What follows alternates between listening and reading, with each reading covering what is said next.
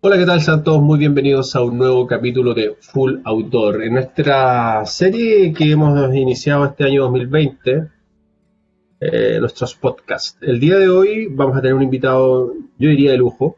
Eh, Me permití resumir, a veces cuesta mucho resumir, lo que es una persona y creo que es parte de este desafío de estas conversaciones. Científico, montañista, escalador, emprendedor y explorador, que alguna vez, a mitad de este año, perdón, a mitad del mes de marzo, dijo lo siguiente: tal vez la exploración es simplemente eso, una debilidad incontrolable por lo desconocido, que al final es el lugar que tienen los sueños en el mundo real. El señor Camilo Rada Yacaman. Visiten el proyecto, en Instagram, Proyecto Uncharted. Le damos la más bienvenida, cordial bienvenida, digo, a Camilo. ¿Cómo estás, Camilo? Encantado de saludarte. Muy bien, Eduardo. Muchas gracias por la invitación. Un placer estar aquí.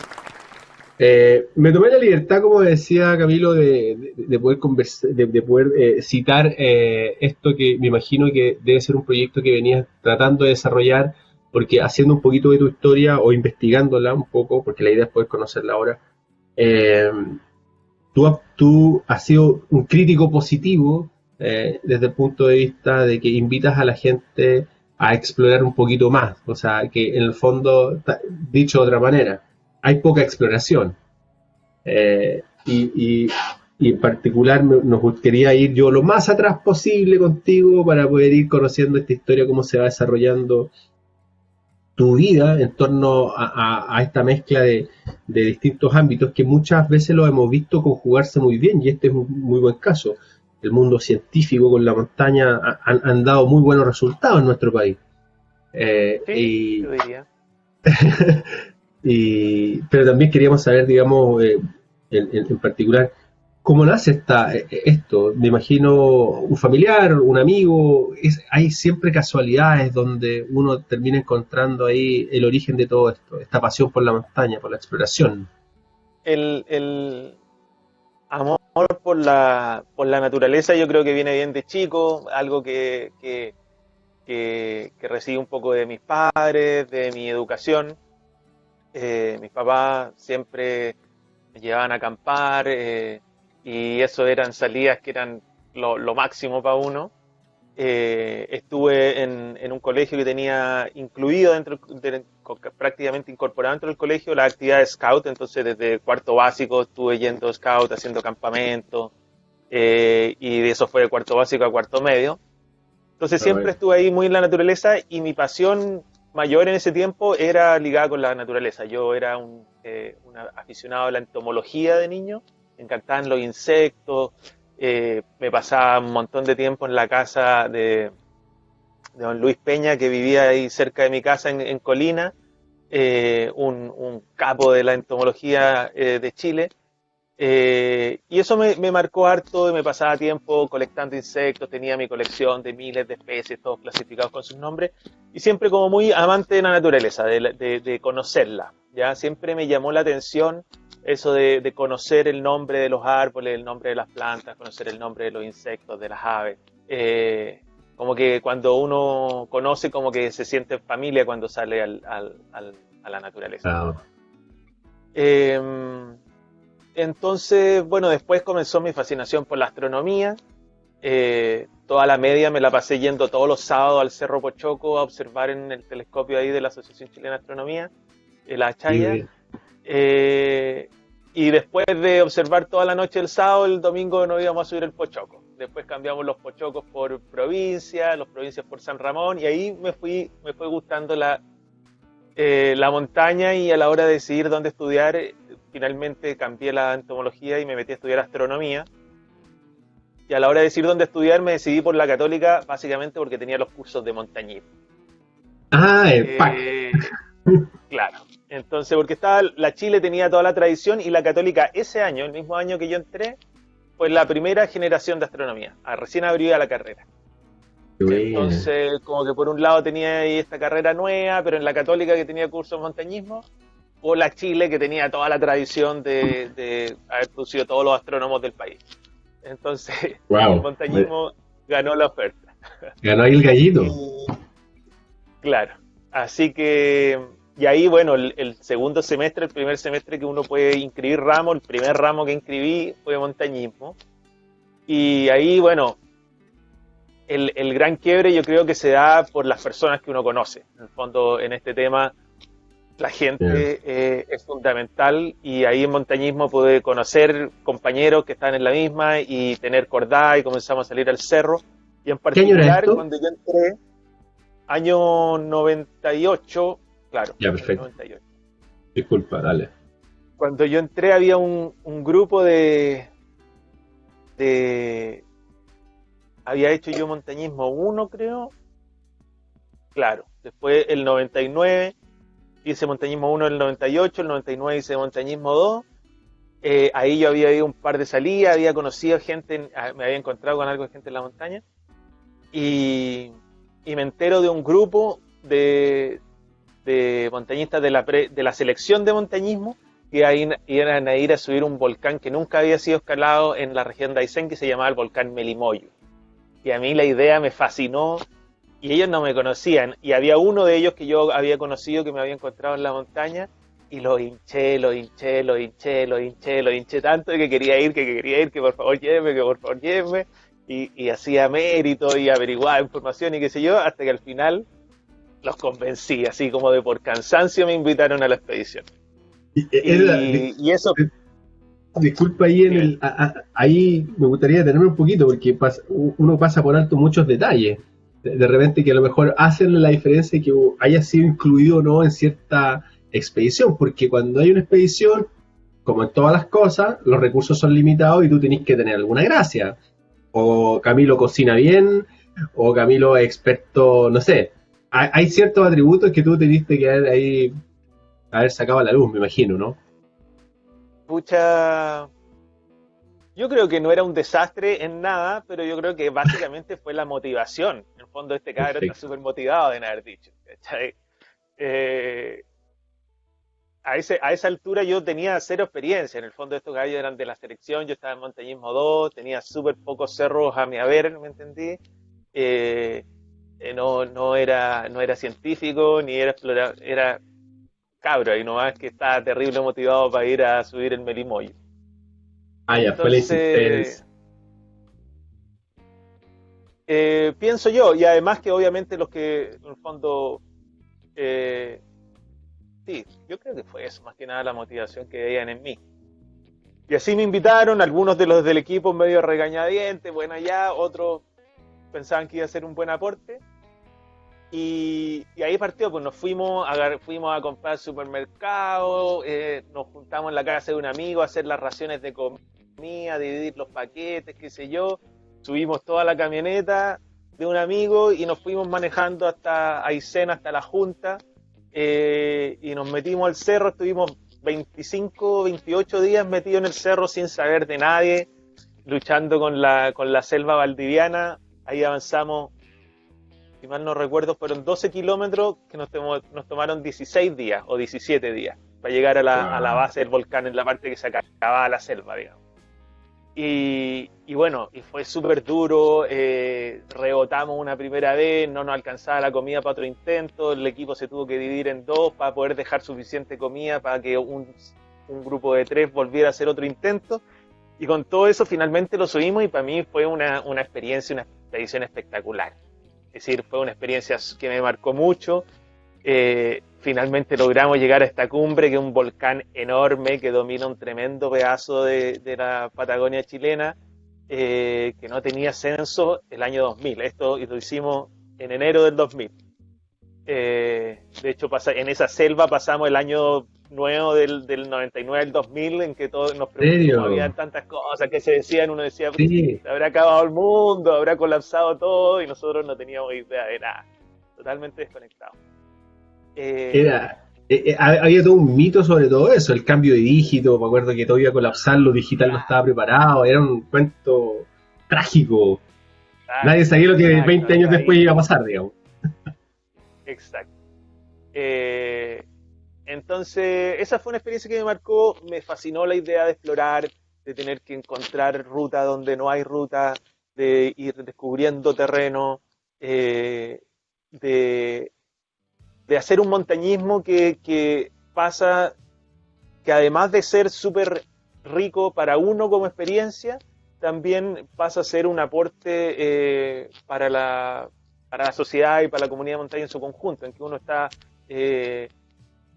descubriendo nuevas rutas, levantando información acerca de nuevos lugares. Después, por ejemplo, mucho antes de que yo me metiera en el área de la geociencia, me contactaban científicos que estaban estudiando el Melimoyo y me preguntaban por las características de la Bueno. roca, si teníamos muestra de roca, ¿cachai?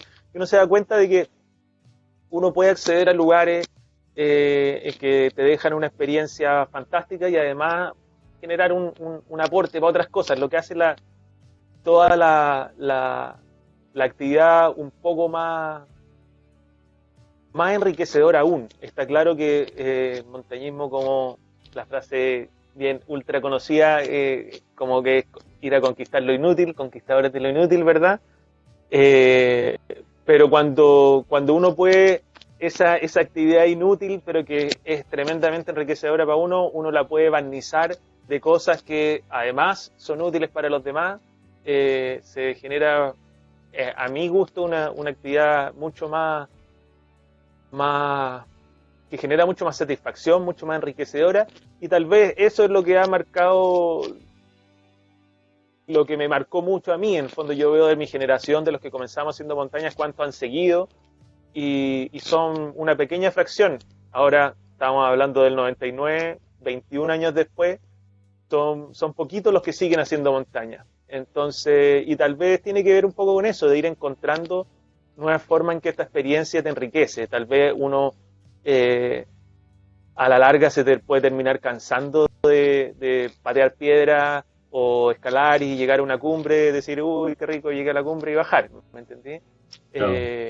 Al comienzo esa experiencia te vuela la cabeza, es espectacular, pero con el tiempo va perdiendo ese encanto, y yo creo que hay otras cosas como la exploración, por ejemplo, que la van enriqueciendo y la van haciendo una cosa de que uno no se cansa. Yo por lo menos todavía no me canso. No, eso está buenísimo. Hay varios aspectos, Camilo, que tocaste, digamos, que serían interesantes como para motivar a mucha gente que en el fondo toma este estilo de vida, lo hace propio, tú lo empiezas a mezclar un poco con este aporte, con este levantamiento de información potencial para el mundo científico en particular. Pero antes de pasarnos un poquito a eso, que es un poco más, es como de otra sección, desde el mundo de la montaña, ¿tú te empezaste a tener algún tipo de privilegio, gusto, sabor, facilidad, desde lo funcional, te gustaba más, no sé, la escalada te empezó a llamar un poquito más la atención, los senderos, los ascensos, cómo se va configurando este universo que uno cree que de repente a vista simple mira un cerro de aquí arriba y dice, bueno, están ahí, pero hay un montón de cosas que se pueden hacer ahí, ¿no? Mire, yo siempre, yo comencé a hacer escalada deportiva antes de hacer montaña, ¿ya? Yo comencé en el colegio a hacer escalada deportiva, entonces la escalada siempre me llamó la atención, pero cuando me pilló el pichito de la montaña, era la montaña lo que me interesaba, y de hecho la mayoría de los cerros que subí eran cerros eh, en que no hay que hacer mucha escalada. En el fondo, de todos los cerros de la cordillera central, la mayoría son chaleros, si uno le quiere decir. Obviamente no simplemente pendientes así tipo Volcán San José, hay algunos con mucho más parado, con pasos más técnicos, pero rara vez uno tiene que sacar la cuerda de la mochila. Después comencé a hacer más cerros con escalada, y como que me gustó siempre la versatilidad. La verdad, yo nunca fui el bicho que me picaba, lo que me llamaba, no era hacer una ruta o subir un cerro más difícil. Nunca estuve en la carrera de que estaba escalando 10B y mi único objetivo era escalar 10C, ¿me entendí? O 11. De hecho, llevo ya cuántos, veintitantos años escalando, haciendo escalada deportiva, escalada tradicional, y siempre mi nivel nunca yo creo que una vez escalé un 11 a vista en un gimnasio, ¿no? Y siempre he estado en el rango de los 10, ¿me entendí? Pero, ¿por qué? Porque no, nunca fue mi motivación como aumentar y subir cosas más difíciles, sino que yo quería subir más montañas, quería ir a lugares nuevos. Y la verdad Lugares. son muy pocas las montañas, menos aún en Chile, que te requieren escalar un 11 o un 12. En fondo, en general, si uno escala 9, 5, 9 sólido, puede llegar a casi todos los cerros, ¿me entendí? Eh, entonces, y además siempre uno puede hacer un poco de escalada artificial, que sé yo, colgarse las cuestiones, y si hay un paso difícil uno lo saca igual, ¿me entendí? Claro. Entonces a mí lo que me llamó era eso, de conocer lugares nuevos. Nunca me repetí un cerro. ¿Ya? En ¿En fondo creo serio? que fuera de los cerros que están al lado de Santiago, el Pochoco, el Provincia, el San Ramón, nunca fui 2 veces a un mismo cerro. Porque lo que me llamaba era conocer lugares nuevos, conocer valles nuevos, explorar, comenzar a hacerme este mapa mental de la cordillera de Santiago en la cabeza, y después me pasó lo mismo con Patagonia, ir explorando lugares nuevos. Entonces, en esa búsqueda de ir a lugares, de conocer, me fue transformando como montañista en un montañista más bien versátil que especialista, donde nunca escalé un 11, pero sí sabía escalar en deportivo, sabía escalar en tradicional, sabía hacer un poquito artificial, sabía escalar en hielo, sabía esquiar, y fui aprendiendo un poco de todo. No soy un esquiador experto, tampoco soy un escalador experto en nada, ni en hielo, ni en roca, pero hago un poquito de todo, y con ese set de herramientas versátil te permite básicamente ir a muchos lados, ¿cachai? Si yo escalara más duro, claro, tal vez hubiera podido escalar el Fitzroy por otra cara, pero al final igual hay rutas que son 5-9 y uno puede subir el Fitzroy.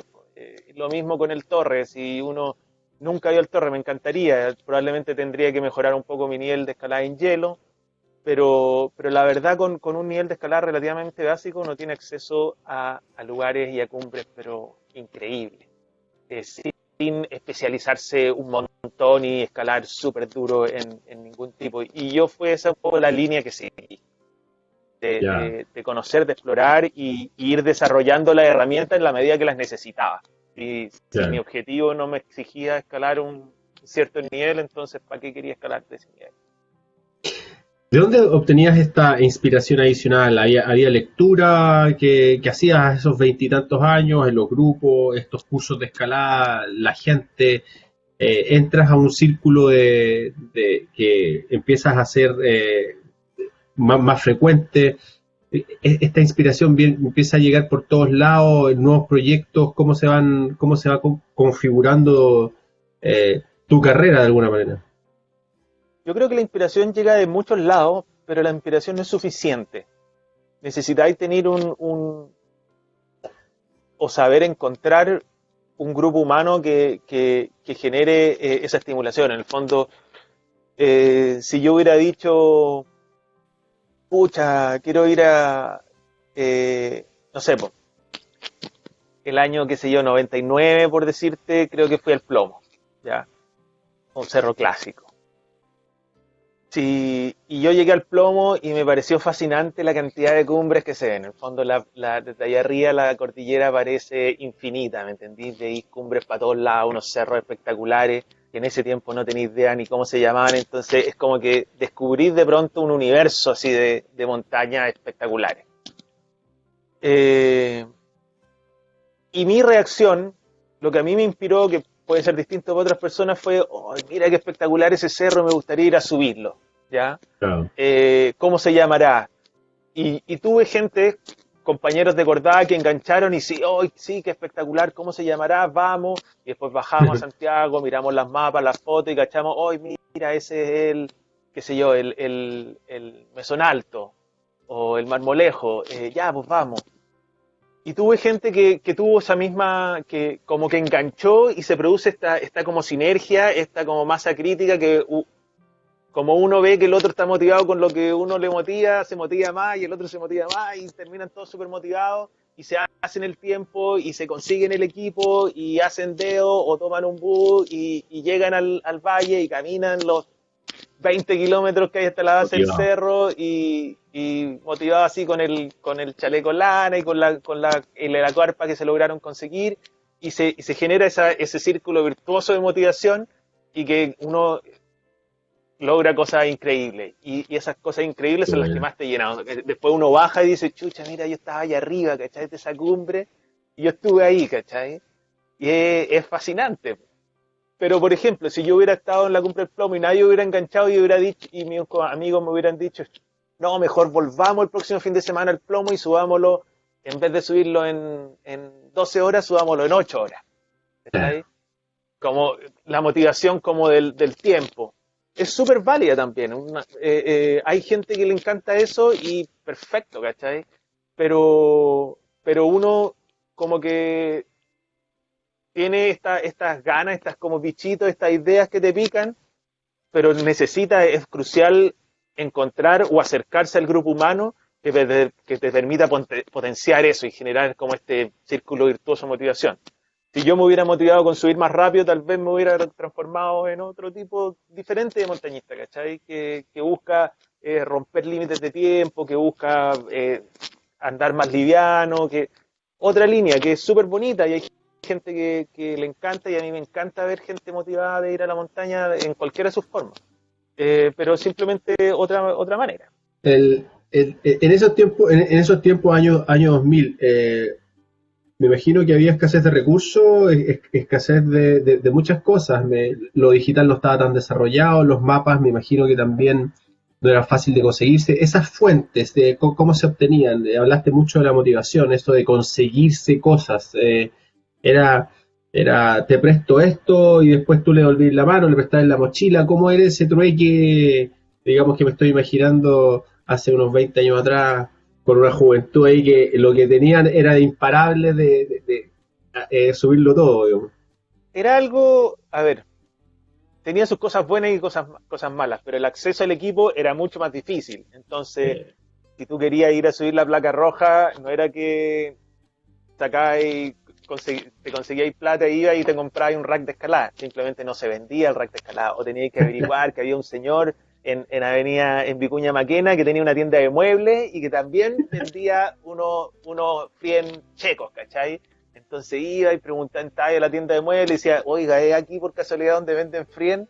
Y claro, si te metiste a la tienda de muebles equivocada, te decir, ¿venden qué? ¿Frien? ¿De qué me están hablando? ¿Me entendí?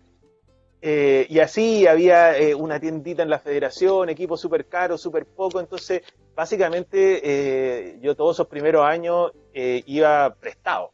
En el fondo, un amigo que me prestaba unos pies, otro que me prestaba unas cintas, el otro que me prestaba unos mosquetones que me faltaban, ah, y de a poco uno iba ocupando todo ese equipo y qué sé yo, un amigo me prestó una cuerda y le cayó una piedra y tuve que pagar la cuerda, ¿cachai? Y de a poco uno va, va juntando su equipo, pero fue un proceso de años, ¿cachai?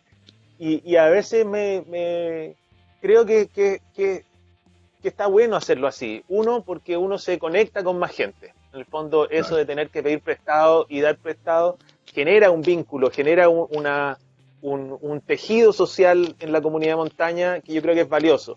No que cada uno tiene su propio equipo, se rasca Ah, con sus propias uñas y esa gente que dice, ay no, yo no presto mis mosquetones porque si los se caen y no me dicen, las microfisuras, ¿cachai? Esa cuestión no me gusta. Entonces tenía esa cosa linda y lo mismo con la información, había mucho menos información online, entonces era mucho más común estar preguntando, oye, ¿tú sabías alguien que haya subido tal cerro? Ah, sí, creo claro. que tal persona lo subió, pucha, me pasáis su número, llamarlo, oye, puedo ir a tu casa para que me contéis de la ruta. Y Qué de esa buena. manera, por ejemplo, conocí gente como el Cristian Burakio, ¿cachai? Que en un momento tuvimos la idea de, nunca se materializó, ¿para qué fue eso? Creo que era para ir a la sur de la Concagua y, y no habían así guías con todas las rutas y con topos demarcados, entonces fue como, oye, el Cristian Burakio fue, yo conozco a alguien que lo conoce, lo contactamos, oye, podríamos ir un día a tu casa que nos contéis de cómo es la ruta, y así lo conocí, ¿cachai? Y, y Qué bonito. cosas como bonitas, ¿cachai?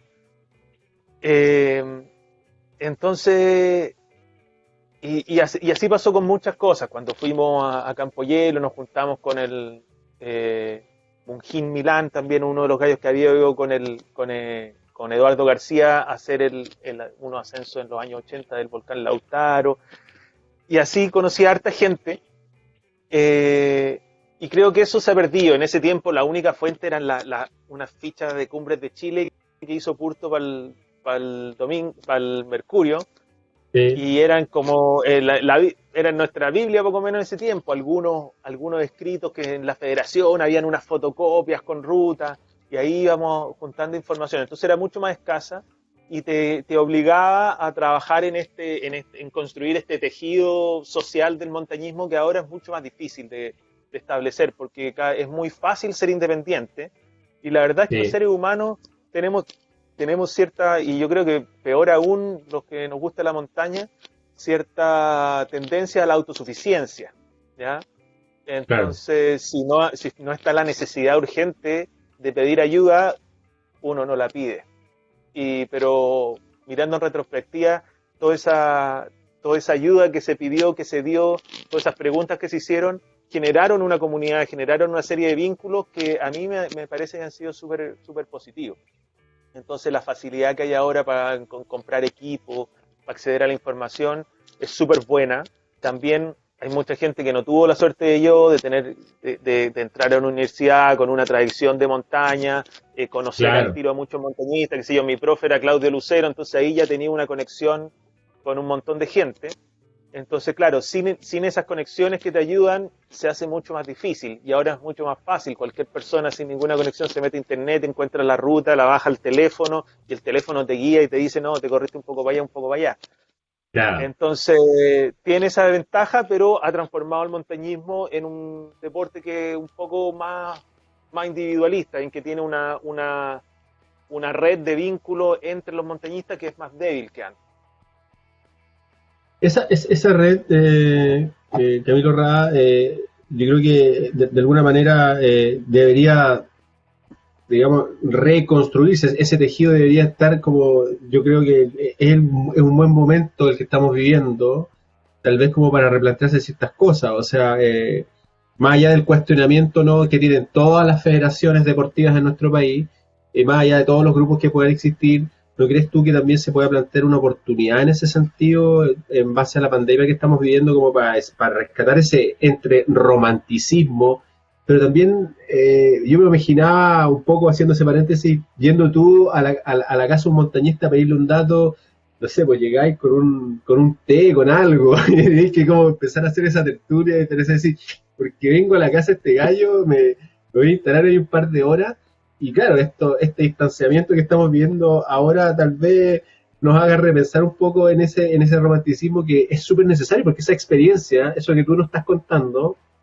en este minuto nos transporta de alguna manera y nos da un sabor que yo creo que la tecnología hoy día te puede dar de todo, o sea, te da la coordenada exacta, como dices tú, está la tienda especializada, está el gallo que te va a dar el tip correcto, pero esto que tú nos estás entregando de alguna manera, conocimiento, ¿crees que se pueda reconstruir o es algo que tal vez es parte de la evolución?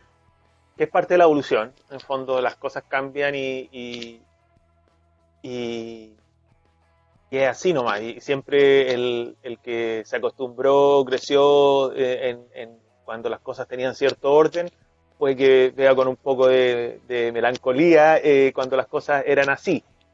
Yo creo que las cosas cambian, pero eso no significa de que vamos a tirar al tacho la basura toda la experiencia. Y al contrario, yo creo que toda la experiencia y todo lo que se sabe va demostrando qué cosas son buenas y qué cosas no. Y entonces, si bien las cosas cambian, yo creo que es importante darse cuenta de que esos vínculos sociales son fundamentales. Y yo creo que toda la ciencia actualmente ha demostrado de que una clave para la felicidad no es la plata, no es el éxito, sino que los vínculos sociales son fundamentales para que una persona sea feliz, ¿ya? Entonces, si bien especialmente tal vez para algunos montañistas es súper atractivo la idea del lobo solitario que va y hace todo independiente, totalmente autosuficiente, eh, yo creo que tarde o temprano no somos todos iguales, tal vez esa fórmula es la mejor para algunas personas, pero para la gran mayoría los vínculos sociales son fundamentales. Entonces, tener amigos, tener conocidos, tener gente con la que con la que puedes compartir tu experiencia y qué sé yo. En mi caso, normalmente hay una cosa como, no sé cómo decirla, pero eh, egofóbica, no sé, que dicen que los montañistas, como que todos tienen la parada, no, si yo subo las montañas para mí, es algo solamente para mí, no le quiero demostrar nada a nadie. Es súper válido, pero en mi caso, eso no es tan cierto. En el fondo, para mí, si yo bajo y nadie me pesca y todos encuentran que estuve perdiendo el tiempo el fin de semana, yo creo que me hubiera desmotivado. Yo creo que parte de lo que mantenía mi motivación era que yo bajaba y tenía amigos, tenía conocidos que me decían, oye, sí, supe que fuiste sé, porque fuiste a la Punta Saavedra, oh, qué buena, oye, ¿qué onda la ruta? No, rebotamos, es súper difícil, nos cagamos de frío, qué sé yo. Historia. Y tenía esa gente que valora lo que tú hiciste y que tú te sentís, al hacer estas cosas, tú sentís que estás aportando a esta comunidad de la que eres parte y tenéis Ajá. toda esta comunidad que valora lo que hiciste, que lo encuentra choro, que te motiva a seguir haciéndolo. Entonces, de alguna manera, te validan, tus mismos pares validan un poco lo que tú estás haciendo y tú validas los pares y entre todos se están motivando, entre todos se están ayudando, entre todos se están prestando equipos, entre todos se están pasando datos, ¿cachai? Y después si alguien va, me pregunta por ruta o dice, oye, voy a ir, querís sumarte, vamos juntos, tú que ya conocís la metida, qué sé yo. Entonces, yo creo que esto de pensarnos como que no, si lo hago solo para mí y no me importa a nadie más, está bien, pero yo creo que ese discurso está haciendo que se pierda un poco el valor de la comunidad, de ser una comunidad, de tener estas relaciones humanas, eh, y que yo creo que al final son lo más valioso. En el fondo yo llevo veintitantos años haciendo expediciones, cuestiones, y al final uno se da cuenta que las que uno recuerda con más cariño no son las que subí la ruta más difícil, ni las que subí más rápido, sino que son lo que marca esas que uno tiene con más cariño es la gente con que fue, la experiencia, lo bien que lo pasó. Y de hecho, muchas de las expediciones que yo recuerdo con más cariño son expediciones en que rebotamos terriblemente y no subimos el cerro, fracasamos, ¿cachai? Pero a pesar de eso son las más choras, ¿me entendí? Y las Sí. que más me marcaron. Y entonces, entonces eso, yo creo que se pierde un poco esta idea de que uno sube para uno, pero también para los demás. Y uno no puede aislarse y pensar de que uno es uno independiente y los demás no me afectan. De hecho, también la ciencia demuestra cada vez más de que el entorno marca mucho lo que uno es. Y es iluso pensar de que que mi forma de pensar, que mis decisiones no son afectadas por el entorno. Entonces, al considerar eso, también uno se siente parte del entorno yo soy el entorno de otras personas. Entonces, si yo motivo y si yo muestro cosas y le doy valor a cosas, eso va a afectar también a las otras personas. Gabriel Rada, cuando empiezas después, a partir de esta primera, no sé, incursión en una expedición donde entras ahí por mucho tesón, con mucha insistencia, pasión, muy inspirado, empiezan a sucederse, me imagino, una gran cantidad de proyectos, empieza a tener más ascensos, también vas avanzando en la universidad, en tu estudio. Cómo va ese proceso? ¿Cómo se va configurando una carrera en ese entonces? Bueno, es una carrera, es una lucha reñida ahí. Y sí, a mí me picó fuerte el bichito de la montaña. Y claro, me acuerdo mientras estudiaba astronomía, hubo un año en que al final del año como que hicimos cuentas con el grupo de amigos que salimos, eh, creo que habíamos salido todos los fines de semana del año, ¿cachai? Si el año tiene 52 fines de semana, creo que había un fin de semana que no habíamos salido a subir al ¿En serio? cerro en el Cajón del Maipo, ¿me entendí? Qué Entonces el nivel bueno. de motivación, y claramente eso requiere que uno llegue a raja el domingo y después vaya a la universidad el lunes y tenéis que hacer todas tus tareas, todas tus cuestiones, todos tus Sí, estudios durante la semana para poder arrancarte el viernes en la noche de nuevo. Entonces, entonces obviamente, y eso requiere motivación, pucha. pero obviamente que es peleado y yo pues, seguro hubiera tenido muchas mejores notas si no hubiera ido tanto al cerro, no me cabe duda. Eh, pero al final se puede hacer todo y también yo en un momento congelé la carrera de astronomía, congelé un semestre para subir cerro. Ese era mi objetivo.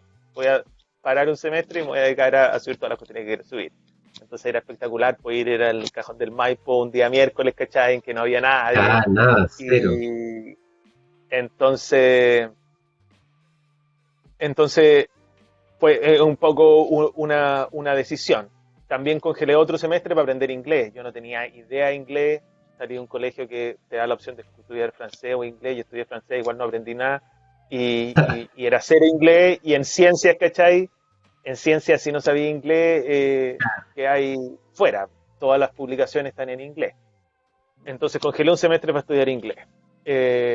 Y así, en el fondo, se fue armando. Finalmente terminé la carrera de astronomía, pero, pero me di cuenta de que la astronomía era una carrera que me fascinaba hasta el día de hoy, me fascina, pero no era para mí porque no era compatible con el estilo de vida en que yo me estaba proyectando. Donde quiero un estilo de vida de estar Exacto. mucho al aire libre, de estar mucho en terreno, y si bien uno se las puede arreglar, uno ve que algunas carreras te lo hacen más cuesta arriba. En el fondo, astronomía es una carrera súper competitiva, en que tenéis que estar publicando mucho y qué sé yo, compitiendo mucho con astrónomos de todo el mundo, porque al final todos compartimos el mismo cielo.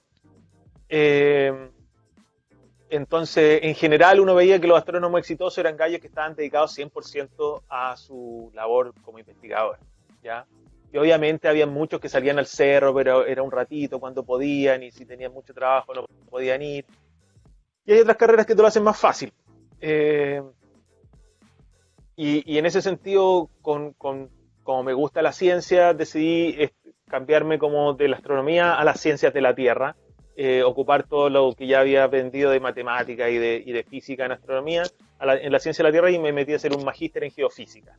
Y ahí como que me Geofísica. fui, claro, en la Chile. Y ahí como que me fui metiendo en el tema de las ciencias de la Tierra y de a poco me fui metiendo en el tema de los glaciares. Que de alguna manera Eh, eso te, y las ciencias de te- la Tierra te permiten estar más cerca, porque aunque estés tapado de pega, igual tenéis que ir a terreno y tenéis que claro. pasar un mes, 2 meses en terreno, viviendo al aire libre y en contacto con la montaña, con los glaciares. Eh, entonces, ese fue un poco el cambio que hice para poder mantenerme cerca de lo que más. Es decir, yo sabía que la astronomía me encantaba, pero que siempre iba a estar así como con el bichito de que, pucha, no puedo ir al cerro. Estoy encerrado en una oficina. Eh, ahora en la geofísica me encanta, puedo hacer ciencia, puedo ir al cerro. Igual tengo a veces el bichito, pucha, cuando escucho a mis compañeros de astronomía que están estudiando acerca del origen del universo, los planetas extrasolares y la detección de vida en otros planetas, yo digo, "Ay, qué entretenido, ¿cachai? Me gustaría estar haciendo eso, estar en las fronteras de la astronomía, pero bueno, no se puede estar en todas y estoy súper contento con mi decisión. Claro, bueno, un astrónomo entiende que puede descubrir, no sé, una nueva constelación, una estrella, y eso es parte de una conversación totalmente aparte, es verdaderamente un universo. En esta decisión de irte a la geofísica, ¿te vas por lo docente, lo investigativo, o dices, ya hay que buscar una pega, y mi pega va a ser más bien por el mundo privado, voy a ir por el lado de también por probablemente dar clases, y también tiene sus garantías, tiene pro y contra, no sé, la universidad me imagino que debe estar pidiendo un cierto nivel de investigación, te podía acotar un poco. ¿Cómo se toma esa decisión? Porque llega el momento en que tenéis que empezar a vivir, digamos, de empezar a generar las lucas para no sé, para tu vida, digamos. Sí, sin duda. Y yo creo que ahí también hay una decisión que para mí fue súper natural y, y que claramente no es igual para todos. Y es que en el fondo uno tiene que comenzar a generar lucas, pero uno tiene que decir cuántas lucas puede generar en el fondo, o cuántas, cuando comenzar a establecer cuánto necesitáis para vivir. ¿Cachai? Eh, y obviamente mi decisión fue mantenerme en la academia, en la investigación, que obviamente no paga como la empresa privada, eh, pero te da libertades que no tenía en la empresa privada. Cuando Exacto. eh, probablemente si yo me hubiera metido a trabajar en full time en una consultora, no podría decir, como puedo decir ahora, que sigo haciendo una expedición que me voy por un mes o 40 días y me desaparezco, ¿cachai? Y hago una expedición una vez al año, ¿sí? Y me gustaría hacer más, ¿cachai? Entonces, eh, yo creo que pasa un poco eso, que uno tiene que decidir qué es lo que quiere. Cuando obviamente, eh, si querí tener una casa súper bonita y tener un tremendo auto y tener 4 hijos y eso te fuerza a ir en cierta dirección. Obviamente te necesitas producir muchas lucas y para producir tantas lucas el costo alternativo es que perdís libertad. Eh, entonces siempre está ese como tira y afloja en que obviamente una pega que paga mucho te exige mucho y quiere el 100% de ti trabajando para esa pega. En una pega que te da más libertad, en general te paga menos. Esa es la realidad. Entonces la academia te permite en fondo hacer un tremendo aporte, hacer investigación, hacer cuestiones entretenidas que a mí me encantan. Eh, pero obviamente uno estudia un montón de años para tener un sueldo que no es el sueldo que podríais tener con la misma cantidad de estudio o con la mitad de años de estudio en la empresa privada. Claro. Pero te da un montón de libertad. En fondo, la universidad se va de vacaciones y tenéis vacaciones largas, eh, podéis organizar tus cursos, podéis tener el semestre libre. En muchas universidades en distintos lados está el año sabático que le dan a los investigadores. Eh, entonces, entonces te da más libertad y uno tiene que decir, en fondo, ¿puedo ser feliz viviendo con la plata que me paga este tipo de trabajo?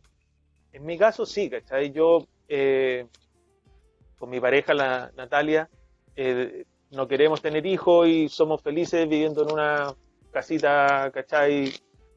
Modesta y con lo básico y no necesitamos estar dedicados a producir lucas, sino que estamos más dedicados a producir lo necesario y a planear nuestras expediciones y planear nuestros viajes y hacer lo que nos motiva, pero obviamente no, claramente nuestra cuenta corriente no es la de muchos de mis compañeros que finalmente decidieron tomar otro camino. Y son opciones de vida distintas, es decir, algunas personas no conciben su proyecto de vida sin una familia, sin tener hijos, y para otro es una opción. Para mí era una opción que es súper consistente con lo que yo creo, con mis valores, y obviamente que tiene un costo alternativo. Ahí no te digo que uno realmente se cuestiona, pero, Ya. pero era una opción y esa te da también más libertad. Pero hay gente que es capaz de manejar las cosas mejor. En el fondo, yo conozco eh, gente que tiene hijos, tiene un trabajo, qué sé yo, y además se hace expediciones todos los años y va a la montaña y tiene sus hobbies. Y si se quiere hacer, se puede, pero en el fondo el nivel de motivación que necesitáis es aún mayor. Camilo Rada, y bueno, tomas una decisión que, bueno, básicamente, y lo positivo de escucharlo, está basada en lo valórico, en el fondo, cuál es la regla en que mides tu éxito, y eso es súper importante poder escucharlo.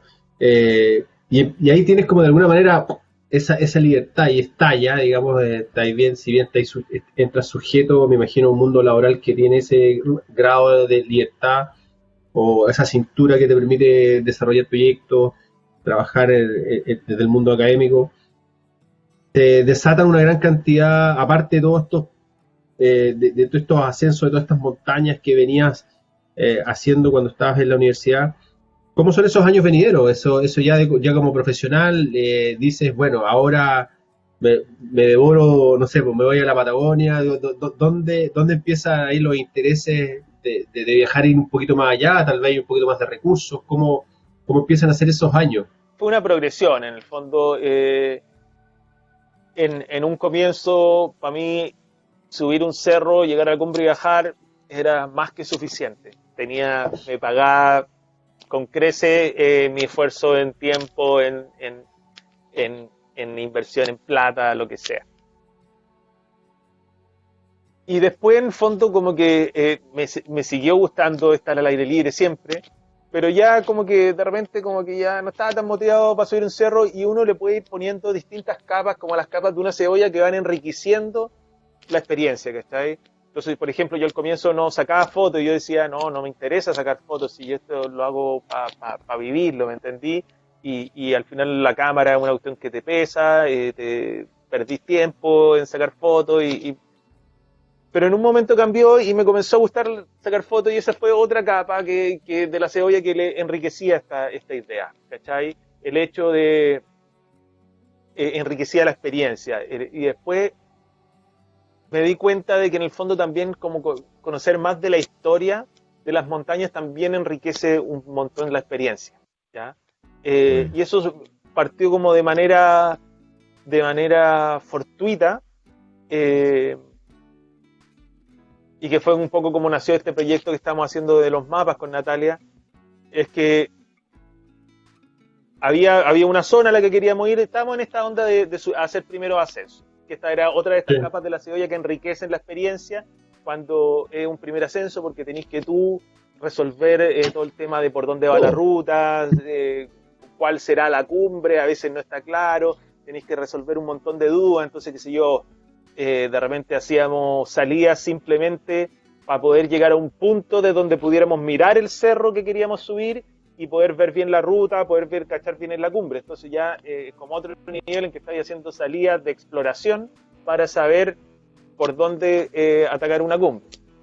Entonces estábamos en esto de las primeras ascensiones y en un momento llegó que sabíamos que había muchas cosas inescaladas en una cordillera que se llama Cordillera de Sarmiento, frente a Puerto Natales, hacia el oeste de Puerto Natales. Y entonces conseguimos los mapas y el mapa estaba en blanco. Básicamente estaban las curvas de nivel, pero no había ningún nombre. Pero si tú agarrabas la National Geographic, veíais que habían expediciones que habían subido varios cerros ahí y le habían puesto nombre. Y si veíais otro reporte en el American Alpine Journal, veíais que habían otras expediciones que habían subido cerros ahí, que le habían puesto nombre. Y todos esos nombres no estaban. Entonces dijimos, bueno, veamos qué cerros son los que se han subido y cuáles son los que quedan por subir. Y en ese proceso nos dimos cuenta que en las revistas, en los artículos, no había suficiente información para saber qué cerro era cuál. Disculpa, disculpa, ¿qué año era eso? Esto el año 2011. Perfecto. Entonces no había suficiente información para saber qué cerro era cuál, ¿ya? Entonces ahí cachamos que había como una desconexión entre la historia y la geografía, como que era imposible agarrar este artículo que yo estaba leyendo y saber a qué punto del mapa correspondía. Entonces comenzamos dijimos, chuta, no cacho, escribámosle al loco que escribió este artículo y preguntémosle. Entonces le escribimos, nos pusimos en contacto, qué sé yo, unos viejos que había, el Jack Miller que había ido para allá en los 70 y que después fue con los de National Geographic en el 90. Y los viejos súper motivados y nos dimos cuenta que tampoco ellos tenían claro dónde habían estado. Nosotros pasamos el mapa, decíamos dibújanos tu ruta y decía, pucha, no sé. Entonces había todo un trabajo de detective, de ok, bueno, veamos tus fotos, los viejos escaneaban las fotos, nos las mandaban, ok, ya, esta foto mirándola con otras fotos, esta foto tiene que estar tomada de acá, entonces yo creo que ustedes se metieron por acá, y después ellos me decían, sí, porque... y íbamos resolviendo todo este puzzle, y a poco íbamos plasmando esta historia en el mapa, Y, y en ese proceso pudimos reconstruir en el fondo qué cumbres habían sido subidas, qué cumbres no, y toda esa movida, pero como subproducto, que al final fue lo más importante, hicimos vínculos con un montón de gente súper chora que motivaba a la gente y nos enteramos de un montón de historias. Y lo lindo fue que cuando fuimos finalmente a la cordillera de Sarmiento a escalar, la experiencia de la escalada resultaba mucho más enriquecida porque teníamos como en la mochila además toda esta historia y sabíamos que cuando llegábamos a una cumbre sabíamos que esa cumbre era tal, ya no habíamos visto nunca los lugares, pero no sabíamos todos los nombres, ¿cachai? Y sabíamos que ahí estuvo el Iñaki San Vicente, que fueron como 3 expediciones que tuvieron que hacer antes de subirla, y que por allá estuvo el Jack Miller, y que le pusieron tal nombre a este cerro porque les pasó tal cosa, y bueno. toda esa, y conocer esa historia, nos dimos cuenta de que hacía la experiencia de la montaña, de la expedición, mucho más enriquecedora para uno, mucho más entretenida. Es lo mismo que, no sé, pues si uno va a un museo y ve qué sé yo, cualquier cosa, una espada. ¿Ya? Tú pasás y puedes no tener ni una gracia, pero si te ponen una plaquita que dice, mira, esta es la espada esta era la espada de Gengis Khan, que la ocupó para crear el imperio más grande en Asia en tal año, y te cuentan historia y qué sé yo, no es Claro, la misma espada, ¿me entendí? no es la misma espada, Ya ¿no? estáis viendo la espada del que conquistó y que hizo un tremendo imperio, y la cuestión no es cualquier espada, ¿me entendí? Entonces aquí pasa lo mismo, uno se mete por un valle, uno sube un cerro, uno mira una cumbre, y las cumbres pasan de ser un cerro más, ¿cachai? Como esos que yo vi desde la cumbre del Plomo, que veía miles de cumbres y no tenía idea de los nombres, esa es la cumbre que pasó, que subieron, que intentaron tantas veces, que cuando bajaron se congelaron, qué sé yo, toda esa historia. Y eso le da un peso que lo encontramos, que fue tan... Y bueno, y al final quedó este mapa con todos los nombres que sentíamos que era un tremendo aporte, porque eran cosas que se hubieran perdido. Se moría el Jack Miller y se Con él, pierde toda la posibilidad de saber por dónde se habían metido y qué sé yo. Entonces como que estábamos rescatando un patrimonio y ahí sentíamos también que estábamos haciendo algo positivo, algo útil. Entonces decidimos este mapa que habíamos hecho, amononarlo un poco y hacerlo público para que otra gente lo pudiera ocupar y así rescatar todos estos topónimos, todos estos nombres, toda esta historia. Y ahí nació el proyecto Uncharted, que después del mapa de Cordillera Sarmiento hicimos una Cordillera de Darwin, después hicimos una Campo Hielo Norte y ahora estamos trabajando en nuevos mapas. Y ha sido otra capa de esta cebolla, en el fondo, como que además de estar en la montaña, de sacar fotos y hacer registros, de disfrutarla a través de distintas técnicas, que sé yo, el esquí, la escalada, está el tema de conocer la historia, de generar estos mapas, y son todas capas que van enriqueciendo la experiencia claro. de ir a la montaña. Y ya para mí es mucho más que ponerme los zapatos y pisar una cumbre. Camilo Ra, el año 2010 entiendo que fuiste premiado como uno de los jóvenes líderes por una organización que, bueno, está en Mercurio, la Universidad Adolfo Ibáñez, y tú ya estabas corriendo un proyecto que se llama XP News, que son de alguna manera, eh, era una ayuda tecnológica de seguimiento en tiempo real de expediciones, y eso claramente respondía a un know-how que tenían, que ya lleváis tú, digamos, en la montaña. De alguna manera, esos fueron los cimientos para poder tener un proyecto como el que está corriendo ahora. Cuéntanos un poquito de eso, de lo que fue XP News. Bueno, también fue algo que nació como fortuitamente, digamos. Yo estaba, como les te decía, me picó fuerte el bichito de la montaña y estaba pasando, qué sé yo, haciendo una expedición en invierno, una en verano. Durante 4 años fui a estas expediciones en verano en la Antártica, que nos íbamos por 2 meses y medio. Después en invierno me iba otro mes, o 40 días, a Patagonia.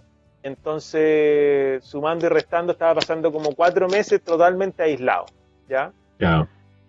Entonces dije, pucha, las probabilidades de que pase algo, de tener alguna emergencia, en el fondo, a todo el mundo le puede agarrar una enfermedad, una muela al juicio, una apendicitis, y si un tercio de tu vida la estáis pasando en lugares remotos, las probabilidades de que te agarre eso en lugares remotos aumentan.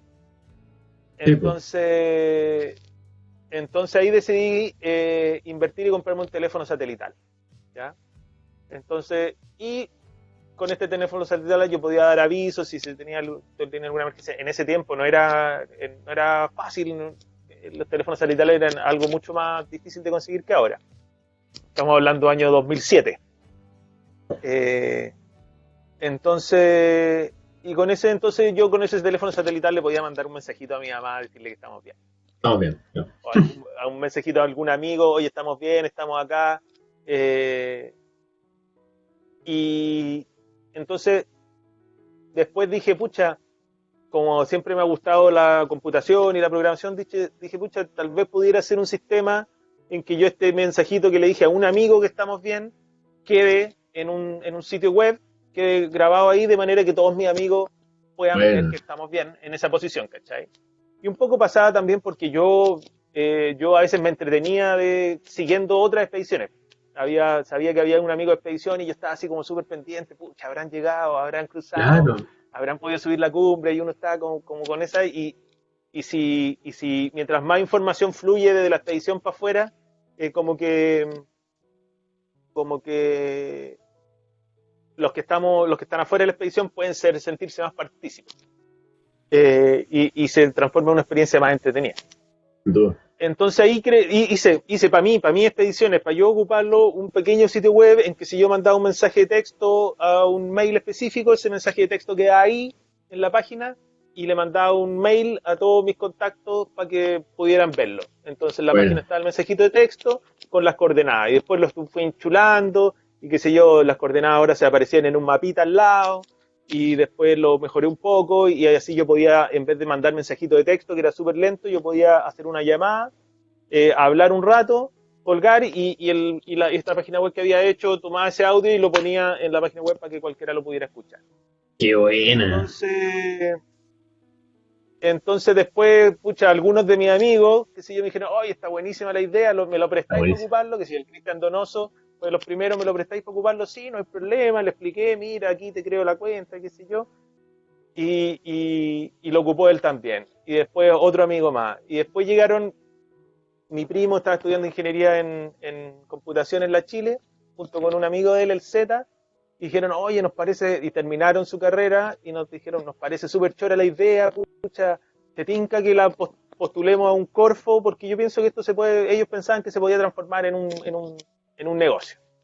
Entonces postulamos al Corfo y nos ganamos el Corfo y lo transformamos en lo que es ahora el sitio de Expenew. Entonces esa lista que tú dijiste al comienzo, montañista, escalador, científico, emprendedor, yo diría que en la categoría emprendedor no he sido muy exitoso, porque el sitio es súper bueno, pero hay toda una capa de marketing, digamos, en la que ahí no nos fue bien y finalmente como que el sitio nunca logró transformarse en un negocio que produjera plata en vez de consumir plata. Entonces, porque simplemente faltó en el fondo esa capacidad de difundirlo, de saber bien cuánto cobrar, a qué segmento, a qué gente dirigirlo. Yo creo que un buen producto yo lo sigo ocupando para mis expediciones y no creo que todavía no hay nada que se compare, pero simplemente para transformarlo en una empresa falta ahí un poco de magia de marketing y de estrategias de mercado y cosas que se salen de mi área de expertise. Pero fue una experiencia súper chera, en fondo en que crear esta plataforma aprendí un montón y una plataforma útil que ahora si uno se mete tiene un registro pero súper bueno de un montón de expediciones y hay un montón de información súper valiosa. Entonces, así lo veo. Entonces fue definitivamente una experiencia genial y tal vez algún día armemos un equipo donde tengamos todos los elementos para transformarlo en un negocio más exitoso. Pero es interesante, yo creo que lo que tú me preguntabas en un comienzo de si creéis que el montañismo, que hay que volver a eso antiguo o si el montañismo simplemente está cambiando y va a cambiar. Yo creo que hay que darse cuenta de que el mundo cambia, los tiempos cambian y ir con los tiempos. Híjole. Entonces, porque también ha sido una polémica grande esta cuestión de qué diferente era una expedición polar antes, en que los gallos los dejaban en algún lugar y estaban totalmente desconectados por un año. Si se llegaba a hundir el barco que los dejó, no había nadie en el planeta que pudiera saber dónde buscarlos, ¿cachai? Y los gallos iban a quedar tirados ahí para siempre, Estás en loco. cortocircuito. Entonces, esa era una cosa, y ahora el gallo tiene que, en vez de caminar 10 horas diarias, camina 8 nomás, porque necesita 2 horas para escribir su post, subirlo al blog, sacar las fotos, ¿entendí? Y mantener su blog día a día de su travesía por la Antártica. Entonces, Claro. hay extremos y extremos. Tal vez preocuparse total, dejar de disfrutar el estar en la Antártica y estar más preocupado de tu presencia online es un extremo, pero yo creo que tampoco tiene sentido, en el fondo los gallos que fueron al polo en ese tiempo fueron con los top de tecnología de su época, ¿me entendí? No era que dijeran, no fue que dijeron, mira, los inuit ocupan este cuero, pero no, yo como soy macho voy a ir con lana nomás. Y bueno, si hubieran hecho eso, probablemente se hubieran muerto en el camino, no hubieran logrado empujar la barrera de los logros de su tiempo, ¿me entendí? Claro. Si no hubieran decidido ocupar la última tecnología de su momento, se hubieran quedado, no hubieran llegado al polo y no hubieran logrado avanzar. Yo creo que es lo mismo ahora, en el fondo la tecnología nos permite hacer cosas que en el pasado no se podían hacer, y esto de que vamos avanzando la barrera de lo posible, en parte gracias a la tecnología. Probablemente muchas de las rutas de escaladas que se han subido no serían lo mismo si no tuviéramos las cuerdas de nylon, si no tuviéramos la protección removible como los TEN, los Camalot, si no tuviéramos la tecnología de descendedores, la tecnología de ropa que hace que todo sea más liviano. Entonces, entonces yo creo que el desafío más que hacer paleomontañismo, ¿cachai? De subir a pata pelada, Vale. es a aprender a ocupar las herramientas que tenemos en nuestros tiempos y tratar de con eso inventar el montañismo del mañana, ¿cachai? Y hacer cosas nuevas y mover esa barrera de lo posible. Camilo Rada, en este nuevo tiempo, en el hoy, ustedes, a partir de este proyecto de poder registrar las montañas en lo que es la Patagonia, surge este registro y la preciosa experiencia que tú comentabas de ir viendo las historias asociadas a cada uno de los cerros que iban descubriendo. Y este proyecto Uncharted no solo se queda en eso, entiendo. Cuéntanos en qué estás tú ahí, cómo esto evolucionó sobre lo que era el registro propiamente tal, digámoslo, no sé, me corriges, cartográfico, referencial, informativo, pero ustedes le han dado una vuelta más, entiendo que los hace poder entregar un servicio de calidad en base a esta tremenda experiencia. ¿Cómo han desarrollado, en qué va Uncharted? A ver, no entregamos un servicio, en el fondo Uncharted no es una empresa, simplemente un proyecto en el que estamos canalizando toda esta motivación que tenemos y toda esta exploración que estamos haciendo.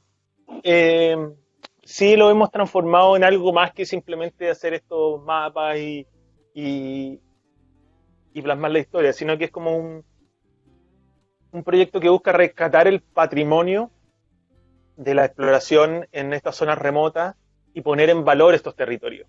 Un poco lo que nos dimos cuenta fue que cuando tenía ahí este mapa, sin ningún nombre, sin ninguna historia, como un mapa que parecía pelado, te daba la impresión de que era un territorio sin valor, sin historia, sin como esa tierra no le interesa a nadie, ¿cachai? Claro. Y cuando veía ahí nuestros mapas en que aparecían donde estaban las pinturas rupestres, aparecían todas las rutas de las primeras exploraciones, los nombres de las montañas, qué sé yo, y nombres así, Alas de Ángel, Dama Blanca, Cerro Trono, ¿entendí? Nombres que te hablan de que son como cerros que realmente generan una impresión. Me cae, no es una loma así, una loma pelada, ¿me entendí? Entonces, nos dimos cuenta que lo que se ve como que le da valor al territorio. Y cuando nosotros visitábamos estos territorios, nos dábamos cuenta que eran lugares extremadamente hermosos que nos gustaría que se preservaran así, nos regalaban una experiencia que no podíamos encontrar en otros lados. Esto de ir a bosques que están iguales que hace 5.000 años, ¿me entendí? Bosques que están iguales que como estaban cuando pasó Magallanes, ¿cachai? Por ahí. Entonces, eso es algo que no en el resto de Chile simplemente no existe. No, tú a cualquier lugar que vayas, el impacto del hombre está ahí. ¿Cachai? Todos los bosques han sido alterados, son renovables, fueron quemados, fueron talados, y en muchas zonas hay bosques así prístinos, pero igual tienen Ujú. senderos, tienen especies invasivas. Entonces esto de ir a una isla, ¿cachai? O a una península y encontrarte con una naturaleza tan prístina, eh, fue una experiencia que nos marcó mucho, nos encontramos fascinante y queríamos que esto se preservara así y veíamos cómo la actividad productiva iba avanzando a estos terrenos como prístinos y como no había nadie ahí y a nadie le Claro, interesaba este lugar y parecía ser territorios que de poco interés, eh, entonces ya no, como que se abría la posibilidad de que se ocuparan para cualquier cosa. Entonces nos pareció importante hacer un proyecto en que pudiéramos difundir toda esta información. La información es una navaja de doble filo. Por un lado, yo le estoy abriendo las puertas a la gente para que vaya, y si hay gente sin consciente a dejar basura, y aunque sea la gente más consciente del mundo, igual impacta. Igual uno camina y tiene que pisar las plantas, por el solo pasar, por mucho que hayáis callado o hablando bajito, igual vaya a espantar a los aves o a los animales que solían estar ahí, podéis cambiar sus hábitos, podías acarrear semillas en tus zapatos de cuando fuiste a otro lado y traías especies invasoras. Hay un montón de aspectos negativos de motivar a la gente que vaya a la montaña, especialmente a zonas prístinas. Pero el otro filo de la navaja es el lado positivo de que al haber gente, haber gente que conoce el lugar, que va, eh, hay cierta impulso a que no sea ocupado por otras actividades que son más destructivas. Para darte un ejemplo, cuando subimos el monte San Valentín, la montaña más alta de Patagonia, el invierno del 2001, ujú. eh, la única comunicación que teníamos era por radio eh, con, lo, con el faro de San Pedro, un faro que está ahí en el Golfo de Pena. Entonces por radio nos comunicábamos con los fareros, que obviamente tampoco hablaban con nadie, y los gallos súper motivados de hablar con unos montañistas que estaban arriba del San Valentín y nos pasaban los pronósticos del tiempo y le preguntábamos cómo se viene el tiempo y ellos nos contaban y qué sé yo. O de repente podíamos hacer contacto con algún barco que pasaba por el Golfo de Pena. Eh, y esa era la conexión que teníamos, no teníamos teléfono satelital, nada.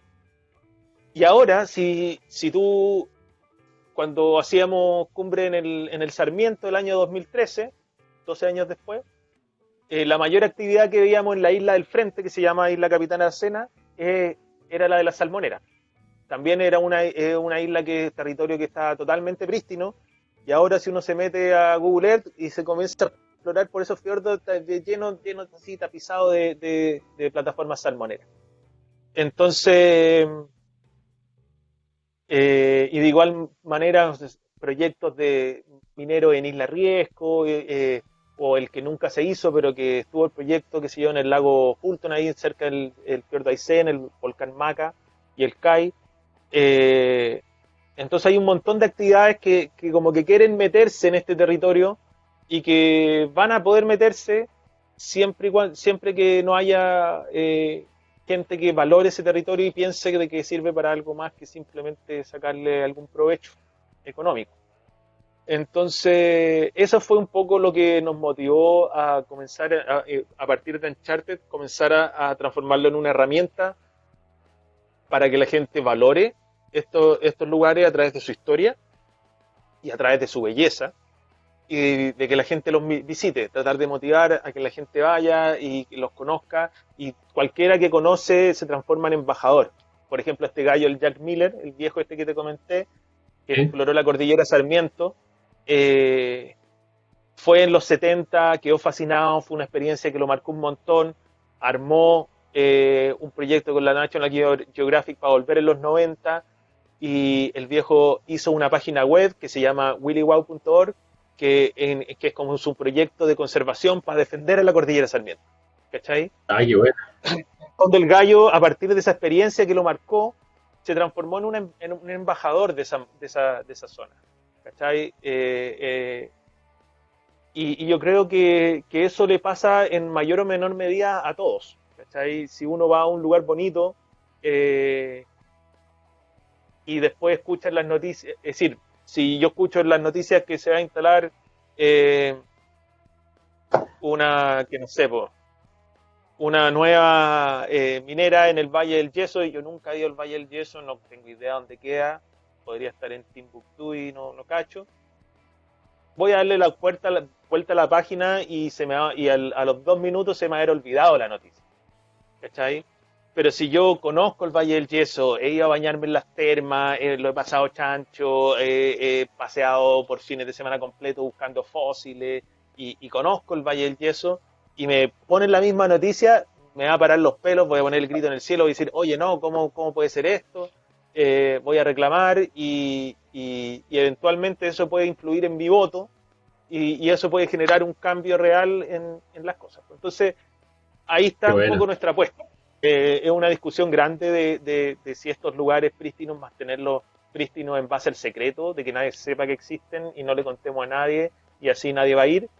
Pero el doble filo de eso es de que puede terminar prestándose para que vayan otras personas. Y no son solamente la mega minería y las salmoneras los únicos malos, sino que también hay otras actividades en que falta educación. Es decir, por desgracia, hay que visibilizar de que falta educación a los pescadores para que manejen mejor su basura. Faltan oportunidades de trabajo de la gente para que no tenga que vivir de actividades ilegales como la corta de cipreses, ¿cachai? Entonces, que haya gente que visite estos lugares pone en la palestra todos estos problemas sociales y ambientales que tenemos que despertar y verlos para comenzar a solucionarlos. Importante eso de poder rescatar el hecho que la gente, y algo muy humano, ¿ah? Esto de que mencionabas tú, que si no te ha impactado lo suficiente o no te genera algo, no vas a tener ningún tipo de apego a, a un lugar en particular. La conservación me imagino que ahí cobra un valor relevante. El proyecto Uncharted es un proyecto donde la gente, ¿cómo funciona lo práctico? ¿Cómo lo sostienes tú como unidad de negocio o como quieras llamarlo? O sea, hay una descarga, hay un pago, hay donaciones, entiendo. ¿Cómo la gente puede contribuir a que esto se mantenga vivo? Eh, Mira, no partió como un negocio, y no es un negocio, de hecho perdemos más plata pero en el fondo, a ver, es un trabajo de investigación que estamos haciendo y generando estos mapas, y esperamos en algún momento generar más que los mapas, tal vez algún libro, que quedan a disposición de la comunidad para, para interiorizarse y conocer realmente el terreno, su historia, conocer el patrimonio de estas zonas. ¿Ya? Perfecto. Pero en estas investigaciones no han, no han requerido mucha inversión, qué sé Ujú. yo, de comprar libros, de encargar a bibliotecas de Europa que nos digitalicen cosas. De repente nos llega material, qué sé yo, un video en japonés, tenemos que mandar a ponerle subtítulos para poder entender lo que hablan, videos de alguna expedición antigua, y todas esas cuestiones nos requerían plata, y nos dimos cuenta que a veces, además de que topábamos por tiempo, porque no teníamos todo el tiempo que quisiéramos para dedicarle al proyecto, el proyecto se estaba volviendo más lento simplemente porque no teníamos la plata para pagar todas estas cosas que necesitábamos pagar para poder resolver las dudas que teníamos, encontrar las fuentes de información que necesitábamos. Entonces ahí surgió la idea de el mapa. Hasta ese momento nosotros al que nos lo pedíamos se lo mandábamos, le mandábamos un link gratis, sin nada. Y la idea es que siga siendo gratis. Ahora si se meten a nuestra página web lo pueden ver el mapa de manera gratuita, pero para descargarlo estamos pidiendo una donación. Entonces esa donación básicamente sirve para mantener la página web, que cuesta, qué sé yo, $200 al año mantener el servidor y qué sé yo, y para financiar todos estos materiales que necesitamos comprar, mapas y cuestiones para ir generando esta investigación. Hay insumos, ¿me entendí? Y eventualmente, tal vez algún día se podría transformar en algo más grande que uno pudiera dedicarle ya más tiempo y que uno pudiera generar un ingreso a partir de él. Pero todavía estamos viendo si es que eso pudiera ser o no, pero es una opción. Por ahora, básicamente, es un proyecto altruista en que estamos compartiendo todas estas cosas, y para descargar el mapa, porque para verlo es gratis, para descargarlo estamos pidiendo una donación que ayuda a sostener toda esta cosa. Finalmente, en ese sentido, para ir cerrando el círculo de Uncharted, que es un proyecto precioso, ¿el proyecto es colaborativo o es íntegramente producido por ustedes, por ti y Natalia? No, es colaborativo. En el fondo, toda la información que ocupamos es un montón de trabajo de otra gente. Como te decía, por ejemplo, con este Jack Miller, y no lo ha pasado un montón o lo mismo con un montón de otras personas, está todo este va y vuelve, que ellos buscan información, discutimos, a veces hemos ido a visitar a las personas a sus casas, eh, y discutimos ahí. No hay nada más entretenido que estirar los mapas sobre la mesa y comenzar a discutir a ver por dónde se metieron, qué cerro, y hablar de las montañas, de las rutas. Entonces, es un trabajo de la comunidad, que nosotros simplemente estamos haciendo la pega con Natalia de ser como los guardadores del archivo nomás. En el fondo estamos poniendo todo junto, pero es la comunidad lo que nos ha aportado toda la información. Y también tenemos colaboradores que nos están ayudando con la confección de los mapas. En el fondo, Perfecto. por ejemplo, hay un cabro, el Emil, que es geólogo y que está súper motivado, y él está ayudando a confeccionar el mapa de Península Muñoz Gamero. ¿Ya? Y ha sido un tremendo aporte, y él nos está ayudando con eso. Nosotros lo estamos ayudando, enseñándole toda la metodología que hemos desarrollado para hacer estos mapas. Y otra gente ha colaborado con otras zonas, Santa Inés, Joste, que son todos proyectos que están ahora avanzando, cada uno a su ritmo. Nosotros a veces nos hemos demorado años en sacar un mapa, y es un proceso que toma tiempo. Es decir, a veces, desde que uno contacta a un caballero hasta que uno resuelve todas las dudas respecto a su expedición, pueden pasar un par de años, ¿me entendí? Es un proceso largo. Entonces, pero se va haciendo así de a poco, y así de a poco han ido saliendo ya 3 mapas que están muy buenos, y ya van a salir más todavía. Así que, Ahí todos invitados a unchart.org. Mapa Cordillera Sarmiento, mapa Campo de Hielo Norte, mapa Cordillera Darwin. Camilo Rada, el futuro, ¿cómo lo estás planeando? Incierto hasta el momento, pero hablando de mapas, ¿cómo lo estás planificando? un poco estoy contento en esta línea. Ahora, yo durante el año pasado terminé un doctorado que estaba haciendo en Canadá, que tuvo durante 8 años en total, casi 8 años en Canadá. Fue un proceso largo, y todo el proyecto Uncharted se gestó durante este tiempo. Entonces, ahora que terminé eso y que estoy viviendo en Punta Arenas, espero estar más cerca para poder no solamente hacer estas expediciones todos los años, espero seguir haciéndolas, sino que también hacer más salidas cortas, explorar cosas más chiquititas, y como seguir en ese tema y comenzar a hacer investigación en Patagonia. Eso también me motiva a hacer, mi tema es los glaciares. Estoy haciendo un doctorado en glaciología, estudiando unos glaciares en Canadá, y ahora estoy bien motivado de hacer estas mismas investigaciones en Patagonia. Veo que es un lugar donde hay mucho que aportar, hay mucha gente súper motivada, alumnos súper motivados con el tema, así que estoy ahí feliz de poder generar progreso.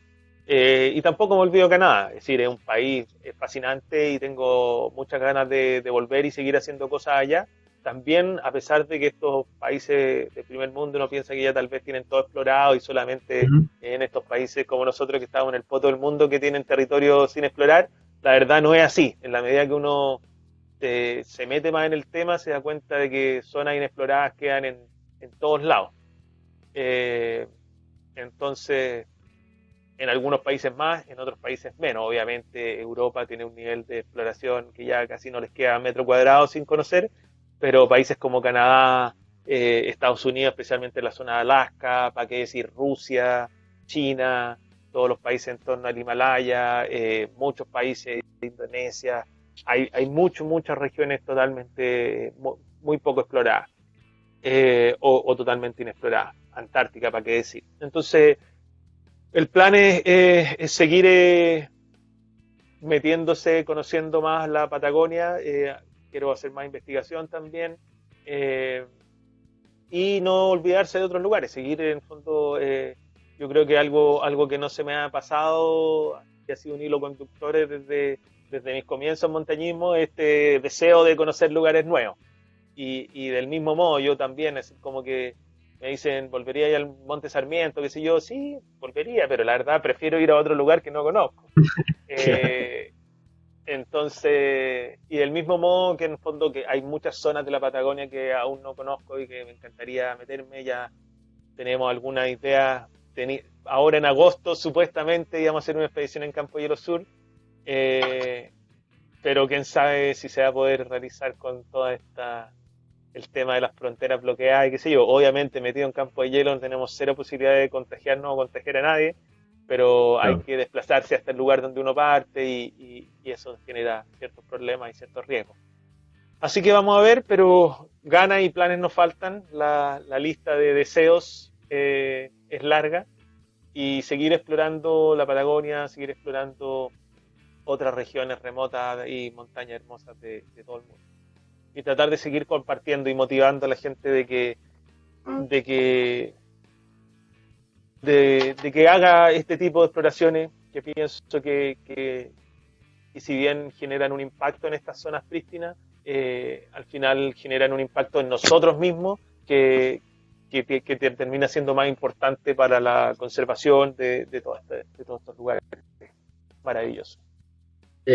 ¿Tú crees, para ir cerrando un poco este capítulo, y te agradezco desde ya toda la generosidad, el, ¿qué nos estaría faltando a nosotros, los ciudadanos chilenos comunes y corrientes, para poder tener un poquito más, de poner un poquito más en valor este tema del patrimonio que tú hablaste, esto de explorar un poquito más, de, de valorizarlo, de cuidarlo, porque da la impresión de que hay un tesoro que tenemos enfrente nuestro, y hay tú lo mencionaste por ahí, decías como, es un pedazo de tierra que no tiene ni nombre, como que no importa a nadie. Es como da una sensación de desapego, distanciamiento, pero no sé, le nombras cualquier ciudad de otro país, entonces hay un amor, un cariño. Y da la sensación acá que, por tus palabras y por lo que hemos venido hablando, que, que tenemos algo que de verdad tiene un valor incalculable. ¿Y qué nos falta a nosotros, que los que estamos acá adentro, que lo vivimos, que es este país?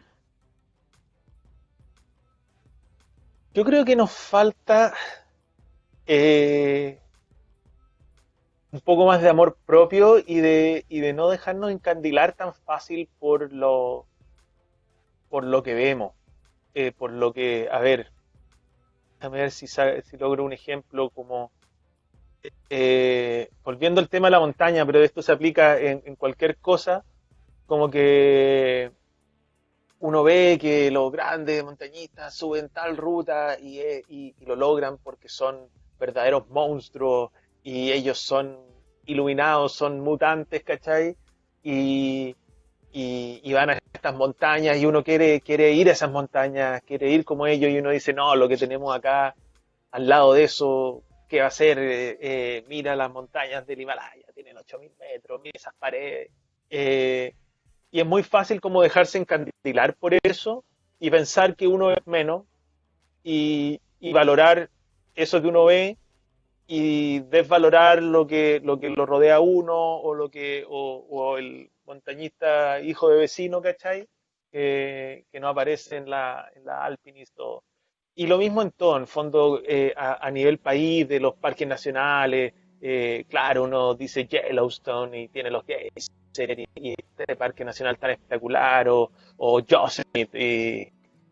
Entonces, es fácil como pensar que lo de afuera y que uno es menos, pero lo que a mí me pasó mucho era que como que yo hacía montaña en el Cajón del Maipo, ese era mi patio de juego, iba todos los fines de semana al Cajón del Maipo a hacer montaña y no tenía idea si la ruta que hacía era D más, D, F, qué seguiría yo, ¿cachai? Eh, y de repente como que comencé a escalar, qué sé yo, fui a ir a Perú y subí unos cerros, ay, y mira, esto eran D más y no es más peludo que el, qué sé yo, que el mesón alto. Mira, entonces, y uno se da cuenta que toda esa cuestión que te cuenta, que el gallo es espectacular, en realidad no es tanta cosa, ¿cachai? Eh, y no es tan difícil y no hay que ser ningún mutante para lograr esas cosas. Y del mismo modo uno se da cuenta que, qué sé yo fui al Himalaya y con la Natalia subimos un cerro de 7.000 y tantos metros y, y sí, es súper bonito, tiene cosas increíbles el Himalaya, pero la verdad, los Andes son igual de bonitos, las montañas se ven igual de imponentes, y si uno no tuviera el altímetro no se daría cuenta que una es más alta que la otra, ¿me entendí? Ya. Son súper grandes, las paredes sur de la Concagua o la pared norte del San Valentín son paredes que no tienen, o el Nevado del Plomo, hay un montón de cerros que tienen paredes que no tienen nada que envidiarle a ninguna pared del Himalaya, ¿cachai? Entonces es súper fácil embobarse que el Everest, el más alto del mundo, y los 8.000 y los 7.000, pero la verdad, lo que tenemos acá es igual de bonito, la experiencia de subirlo es igual de increíble, y, y eso uno se da cuenta una vez que como que conoce los dos mundos, ¿cachai? Eh, entonces yo diría que lo que falta es un poco darse cuenta que todos los otros, todos los gringos, los europeos, no son ni más ni menos que nosotros podemos ser eh, igual que ellos, que no hay que ser ningún mutante ni haber nacido en un país privilegiado para poder hacer todas esas cosas. Y, y que lo que tenemos acá es tan valioso. Entonces, comenzar a descubrir lugares y lo que pasa es que se produce que los gringos descubren nuestra riqueza antes que nosotros, o se dan cuenta, como ellos tienen el mundo de poder comparar, ¿cachai? Nosotros estamos todo el rato tratando, qué sé yo, de juntar plata para ir a escalar a Estados Unidos, ir a escalar a España, donde están todas estas paredes de rocas tan famosas, que tienen un montón de rutas y qué sé yo, y los gringos que conocen eso y ven y qué sé yo, y conocen el Chaltén, Torre del Paine, conocen Cochamó, y cuántos lugares, Cochamó, no sé, es una meca de la escalada ahora, llena de gringos subiendo rutas nuevas, gringos que se peinan y han pasado meses en las paredes más famosas de Norteamérica y están felices ahí en Cochamó, un lugar en que hace 15 años no se sabía, nadie sabía nada de eso, donde No un lugar que se existía. descubrió ahora y como se descubrió Cochamó, hay muchos lugares que están por descubrir y no me extraña que los va a descubrir un gringo, ¿me entendí? Y después de que el gringo lo publique en alguna revista, recién los chilenos comienzan a partir para allá y darle bola. Entonces yo creo que nos falta eso, darnos cuenta de que lo que tenemos acá es de clase mundial, no hay nada que envidiarle a nadie y que, y que, y que no es, y que al contrario, no es más, es, creo que es mucho más meritorio que un chileno descubra una zona de escalada y haga rutas nuevas y tal vez la difunda y invite a más gente a escalar ahí, a que el mismo chileno se gaste el triple de la plata para ir a escalar a un parque nacional en Estados Unidos, donde ha escalado Pedro, Juan y Diego, y hacer una ruta que ha sido repetida 3000 veces y que probablemente tenéis que hacer cola para subir porque hay demasiadas cordadas, ¿me entendí? Entonces, a mí me encanta y creo que hay mucho valor en ir a esos clásicos. Para mí fue súper importante escalar algunos clásicos, escalar, qué sé yo,